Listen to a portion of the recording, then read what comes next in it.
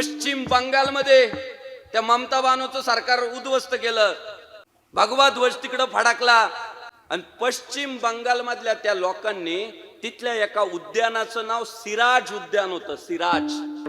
अहो, भगवा ध्वज फडकल्यानंतर त्या लोकांनी ते सिराज उद्यानाचा बोर्ड काढून टाकला आणि तिथे एक नवा बोर्ड लावला. त्या बोर्डवर लिहिलंय छत्रपती शिवाजी महाराज उद्यान. पश्चिम बंगालचं व्यक्तिमत्व, पश्चिम बंगालची जनता ते सिराज उद्यान काढून टाकतात आणि छत्रपती शिवाजी महाराज उद्यान लावतात. काय संबंध आहे त्यांचा? काय नातं आहे त्यांचं शिवाजी महाराजांशी? त्यांचं नातं हिंदुत्वाचं नातं आहे. त्यांना माहिती आहे आम्ही जरी पश्चिम बंगालमध्ये जन्माला आलो, महाराष्ट्रापासून अंतरावर जन्माला आलो, पण तरी सुद्धा पश्चिम बंगाल मधला सुद्धा आज जो हिंदू स्वतःला हिंदू म्हणतो ना, त्याचं श्रेय महाराष्ट्रातल्या छत्रपती शिवाजी महाराजांना जातं. हे तुम्ही सर्च करा. उगीच संग्राम बापू भांडरे आला आणि बोलून गेला, अजिबात माझा आग्रह नाही तसा.